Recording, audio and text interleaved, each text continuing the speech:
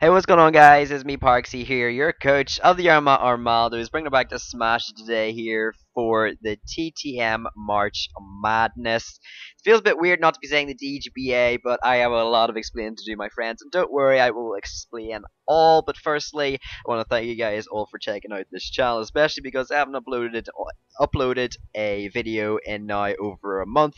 A bit of an explanation to that because I owe it to you guys because I haven't done anything on any channel. I haven't done anything on the DGBA channel. I haven't done anything on this channel. And basically, what has happened is I felt like it was a bit of a burden on me to constantly do YouTube, especially because the DHBA up until now for season 4 and season 5, I've had to upload every single week. I haven't had to, but I've wanted to upload every single week, and I will admit I had fun, but at times it felt like I was just doing it just because I wanted people to watch, and I didn't really see that my channel was going anywhere, so I kind of just left it. I kind of just figured that it was only the people from the DGBA, from the league that I was competing in, that were actually only watching my videos.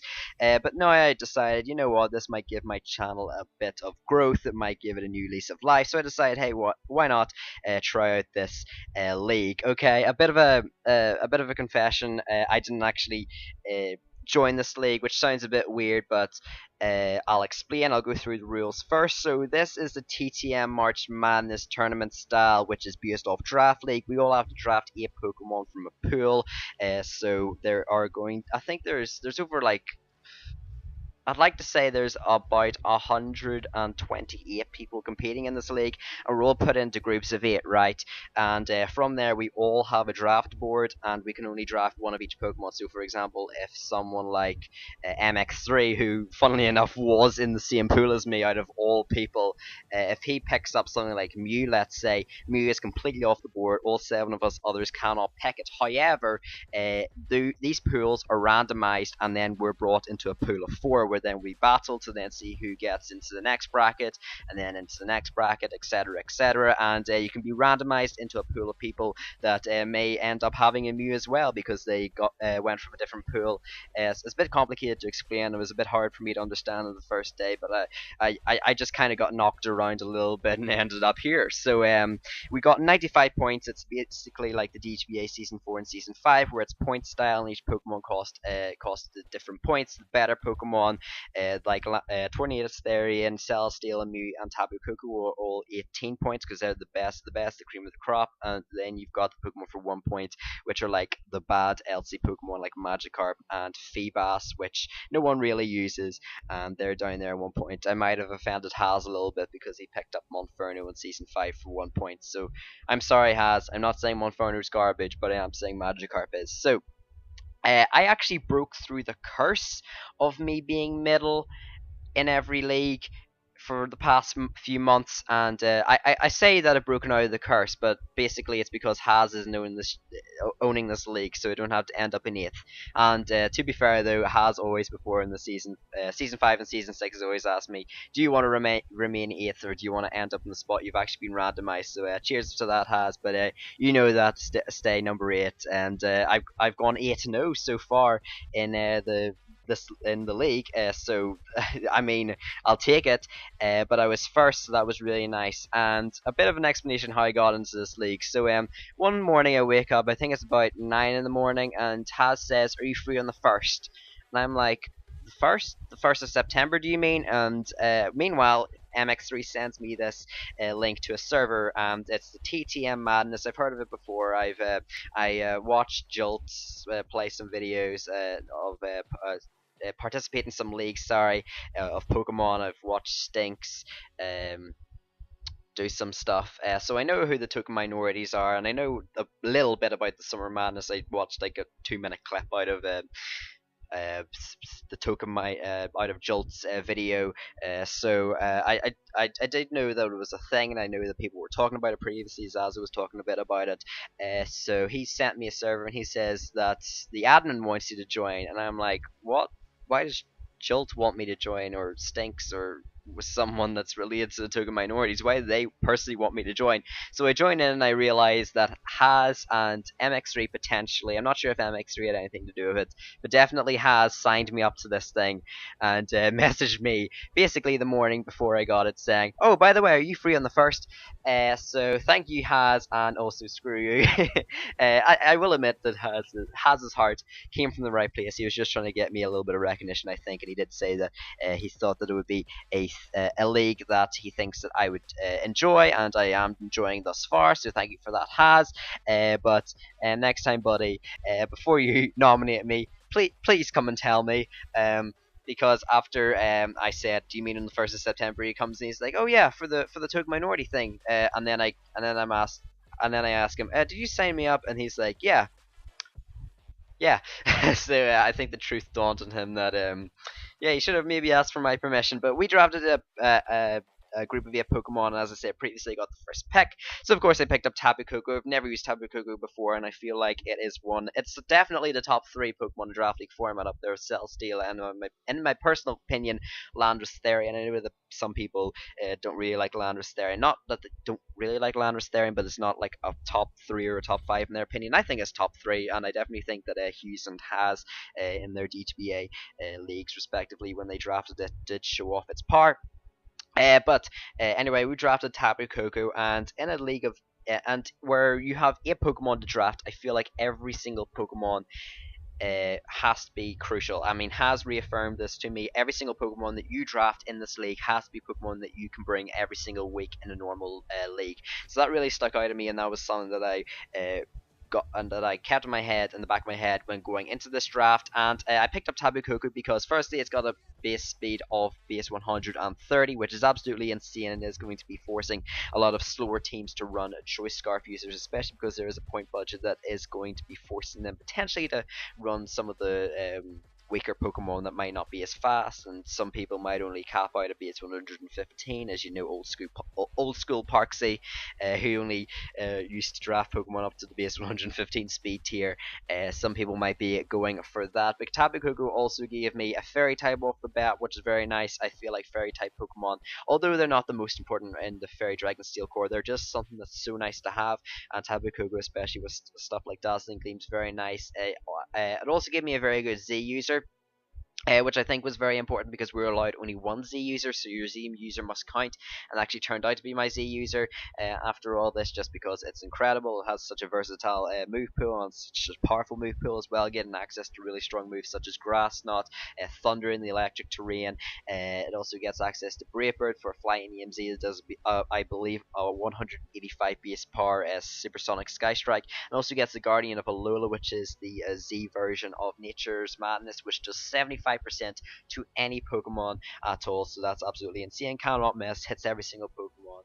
So that is absolutely crazy. I also get double momentum, so I get my Volturn core right off the bat with U-turn and Volt Switch. It gives me a Pokemon that can set up because it does get Calmite. It also gives me a Pokemon with Rapid Recovery because it does get Roost, and also has removal of Defog. So I thought that there were too many pros to Tapu Koko that I just couldn't let it up. It was a Pokemon that I've always been meaning to draft. I do think it's a slight, tiny little bit overrated, but I guess I'll have to see, and I will definitely eat my words, and I am admitting this now that I will eat my words if Tapu Koko does turn out to be an amazing Pokemon.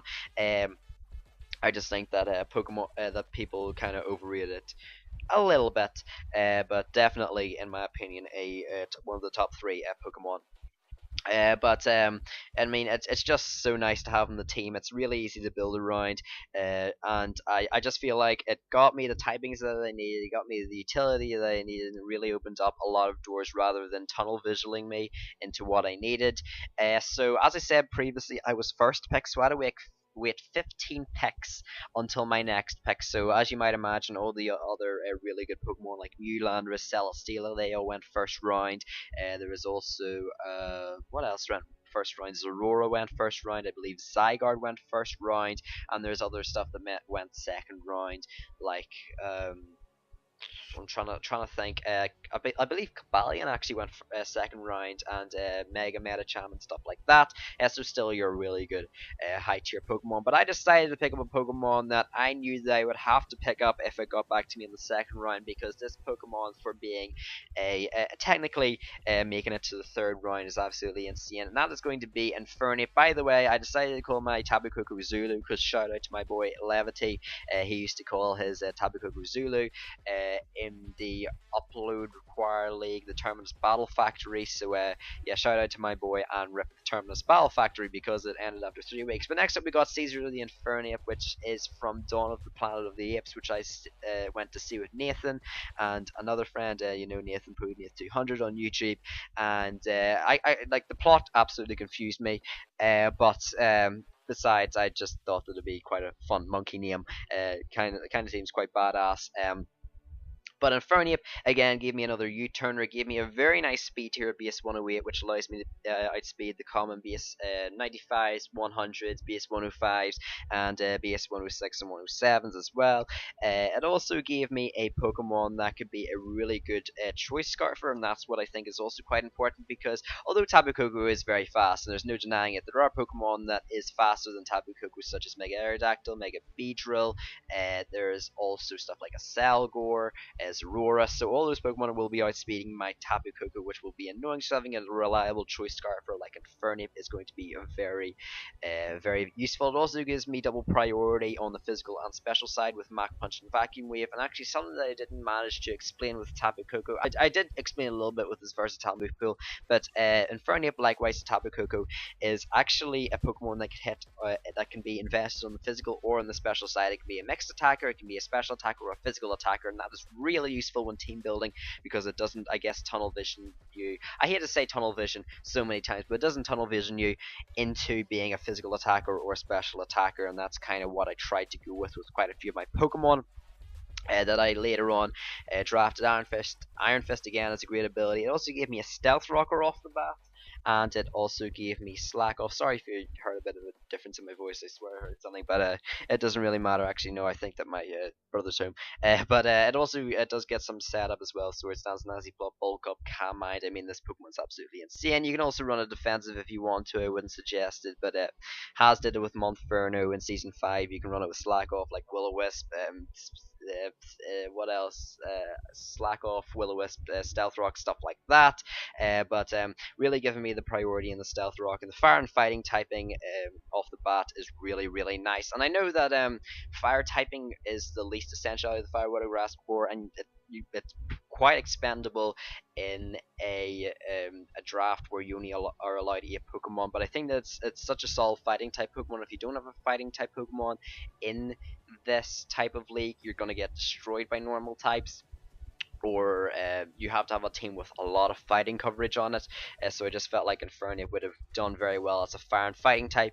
And next up, I decided to go to my boy Haz and see what he wanted me to pick up, because he got me into this mess in the in the first place. So I went over to him and I asked him, and he said Latias, and I was like, yes, I would like to pick up Latias. I've used it in the THBA. I absolutely love using Latias. It's so bulky. I would say that I preferred using Latios a little bit more, just because it has that oomph behind it, and Latias, to get a bit more power behind it, you do have to set up a Calm Mind, which is kind of annoying, because if you do get a kill, things can Pursuit Trap you, or it can get toxic. But it's still a very nice Pokemon, especially with the reliable recovery and recover. It gives me a second Defogger, which is nice in case people try to hazard stack me, which if anyone tries to take my routes, then they will have a hazard stacking team, or potential to hazard stack, I guess I should say. Very good. Calm Minder also gets access to Wish, which is going to be very nice, especially because they can heal up some of my later picks which don't have recovery but are very good walls. And it also has Healing Wish, which is a very nice move that heals up a Pokemon to 100% of its health. In exchange for this Pokemon being forced to faint. However, the Pokemon then has to take all the hazards damage, etc., etc., but also clears them of status. That's all I have to really say. Latias is just a great dragon type. Again, I know it's expandable in the Fairy Dragon Steel Core, but it's always nice to have just to challenge other dragon types, and the bulky psychic types are again very nice for those pesky fighting types such as Infernape, for example, and the Justice Trio and things like that. But a base 100 speed tier, 110 speed tier, although it is nice and I do like it, it is a little bit annoying, and is the only downside I saw the Latias one has told it to me, and it's just that it has a little bit of a similar speed tier to Infernape. So if a Pokemon is being invested to outspeed Latias, it'll also be outspeeding Infernape with ease, so that is going to be a little bit of an issue. So if they outspeed Latias by 1 point over the maximum that they can go, then that means they'll be outspeeding Infernape, and I can't say anything about it except if I put a truth scarf on it. Excuse me. Right, so that I believe is Latias. I don't think that I'm missing anything, but then another 15 picks happened, and I decided to pick up a Pokemon that I've always wanted to draft in every single draft league, and I've always ended up having to pick up its brother, and I don't really like its brother. I really like this Pokemon because it's bulky, it hits hard, it's just such good Pokemon hazard stacking as well, and that is Nidoqueen. And I feel like it's important to get a good poison type, as my voice cracks, because not only do I have a very threatening dragon type that people have to fear in Latias, but also my fire type is part fighting as well, so it doesn't actually resist fairy. So Nidoqueen being a bulky poison type is going to be very helpful to me indeed. As I said previously, it gets hazard stacks, so not only do I get a secondary stealth rock setup, but I also get toxic spikes, which is very nice against teams without grounded poison types, you guys already know.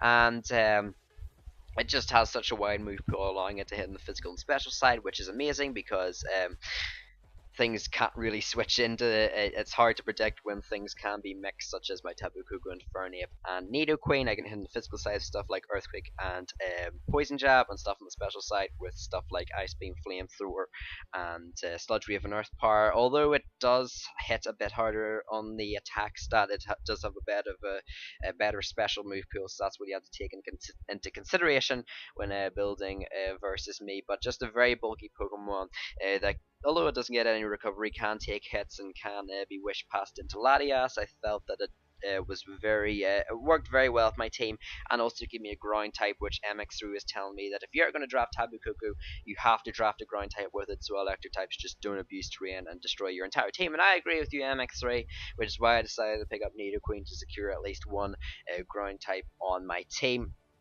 I'm actually gonna have a little bit of a look down it, because I believe I was going to say something about Nidoqueen, but I kind of lost my train of thought. Oh yeah, by the way, two things actually I forgot to say. Firstly, it gives me a secondary Pokemon that gets priority. I believe Latias might get Sucker Punch. Yeah, I get Sucker Punch, so technically a third, but I'm never really going to use Sucker Punch on Latias. So technically a second Pokemon to give me priority, and it also gets Taunt, which a lot of people forget. So I have quite a few Taunt users now in my Tapu Koko, Infernape, and Nidoqueen, which is nice because Stall doesn't seem like half a bad idea in this type of draft league. So wink wink nudge nudge, I've got 3 Taunt users, so if you're planning to bring Stall versus me, good luck. So the next Pokemon that I wanted to pick up was, I was scanning down the tiers, and I forgot to say that with Tapu Koko I could have very easily picked up Hawlucha. I could have picked it up over Infernape. It would have helped me out, especially because Hawlucha was, what, 12 points? That was really good. And a lot of people picked up Tapu Koko Lucha, and I'm not trying to poke fun of them or tell them off or anything, but Tapu Koko Lucha is it's just too, I guess, brain dead for me. I hate to use that word, but it kind of is. Because you kind of just go into Tapu Koko, then you get into Hawlucha. It's an all or nothing Pokemon. I already explained this to Haz. He agreed with me. You get into Tapu Koko, then you go out into Hawlucha. It's an Electric Seed activate. You set up an SD, and either you sweep a team or else it goes down trying. So that's the 2 occasions. And even though I do like to bring quite fun tech, and I was planning that even if I did pick up Holucha with Tapu Koko, I still would bring stuff like Mold Breaker, Holucha, Choice Band, and Choice Scarf, just because I thought that would be fun. But I just didn't pick it up just because I felt like there was going to be such a big urge, just 90% of the games, to bring it as an Electric Seed variant. And by this stage, I mean, it's been how long since Sun and Moon came out? People know how to play against a Coco Lucha core by this stage, and I feel like Infernia Coco is still a pretty threatening core. But I decided to pick up a Pokemon that not only did I think was good for my points, because my points were starting to dwindle a little bit. I had about 40 left. No, actually, not even 40. I had about uh, 30 left, so I felt like it would be really a really good bargain to pick up. But not also that, but MX3 told me, hey, you've got a Tabu Koko and Infernape and a Nidoqueen, you're kind of ground weak, which I still beg to disagree, because I had a Latias, which was an immunity, so technically I was only -1 on the ground weaknesses. But I decided, better safe than sorry, so I picked up my Araquanid. Lethal Series, by the way, this is for DGBA. I hate to be all Kyle about this, but it's for my homeboys in the DGBA. Abada is a famous rhino, and then we've got a Lethal Series, which is a famous water, not a famous, a type of water beetle. So we've got Lethal Series here, and you guys already know what this Pokemon does. It's a bit one-dimensional, but I mean, for 8 points, I would take this Pokemon any day of the week. It sets up sticky webs, or else it traps, but in the words of Mike, I can't believe that I'm taking advice from Mike, but sticky webs is always going to be one of those things that's just nice to have on you, and why he really likes drafting Galvantula is because even though your team even though if you're going into a matchup and initially you do think you might need sticky webs, but say Araquanid's good versus the team, it's always nice to have it in the fourth slot, just to have sticky webs, just in case it does turn out you might need sticky webs for an annoying choice scarf that your opponent brought. You can set up those sticky webs, and then you can definitely harm your opponent with them.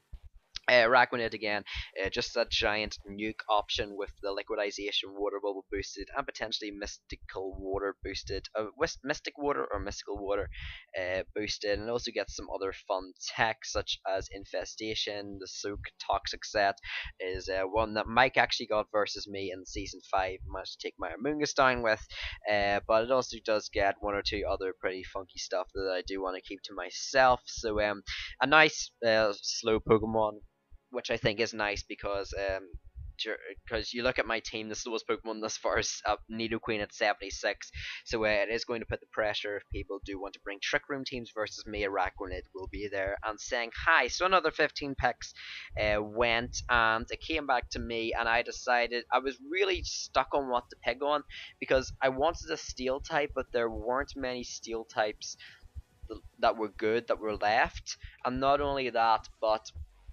I did have a points issue. I was just above 20 points, so I really had to start tightening the belt, and I really started to have to budget myself. So I decided to pick up 3 Pokemon at the end that I think that works really well with my team, and I'm really happy to pick up. The first one is Shaman, which is, as you guys know, I absolutely love Shaman. It's one of my it's one of my favorite underrated Pokemon. I feel like it always goes later than it should in draft leagues. I was actually watching the P4G, and Shaman went second round, which I thought was insane. Like not even like the start of second round, like halfway through second round, which is insane. Like pick up Shaman, guys. What are you guys doing? Okay, don't be picking up stuff like Wigglytuff first round. So Shaman, of course, base 100s all around the board, allowing it to be a bulky pivot with the natural cure, so it can be a status sponge, or it can be an offensive Pokemon with access to those deadly seed flares, so the 40% chance to lower Spadef, thanks to it being broken. It's also stab, and it comes off quite a good special attack stat. It can also be a physical Shaman with SD and stuff like Natural Gift and Seed Bomb and things like that, although 90% of the time you are going to see this thing specially orientated. It also is a good Pokemon at just setting up substitutes and Leech Seeds, kind of in a way like Crocoon, but this thing's just kind of annoying with Leech Seeds. It shouldn't like sweep anyone by just staying behind a substitute. It's just weakening them down with Leech Seeds. Sorry. But it does get access to healing wishes, which is very nice for my team again, because some of them don't have reliable recovery, like my Araquanid and Nidoqueen. Now that I can talk about them, they're two very good walls that don't have any recovery, so being able to wish pass into them, my healing wish is going to be super nice. Also gets recovery with synthesis. A leech seed is also very nice for healing up those guys as well.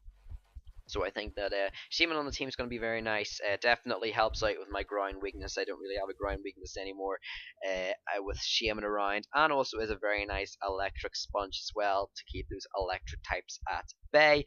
But the next Pokemon I decided to pick up was, you guys know, Umbreon. And I'm not afraid to admit when I've underestimated a Pokemon. And Umbreon, I knew it was fat, but holy heck.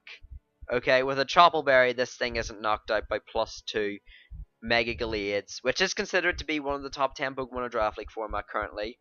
It's not even knocked out by a +2 Mega Gallades close combats with 252 investment in attack. It's not.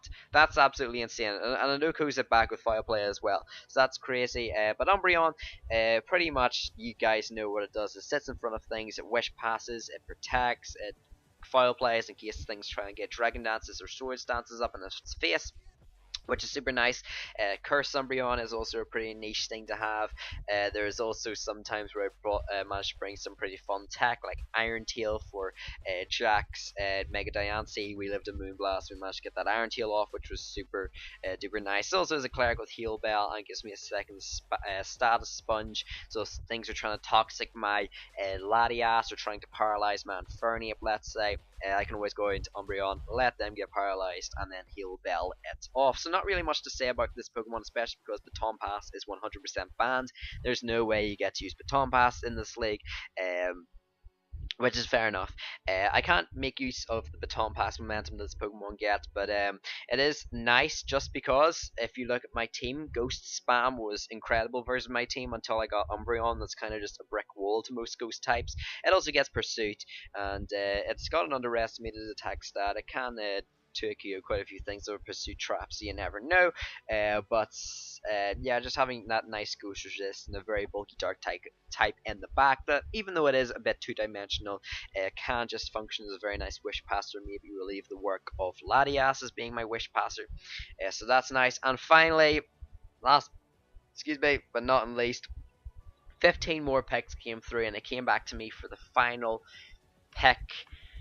And I saw this Pokemon, and I was like, oh baby, yes, we are going to go to town with it. It is, ladies and gentlemen, boys and girls, JJ's favourite, Mega Steelix. And I'm not gonna lie, I was a little bit disappointed with Mega Steelix at the start. I would have preferred Mega Aggron, but again, points had to take points into consideration. I mean, I think that I got off a little better than other people because some people literally had to pick up stuff like Swoobat or BHM or other things for their final pick. So having to pick up a Pokemon that was 6 points, I don't think was too bad.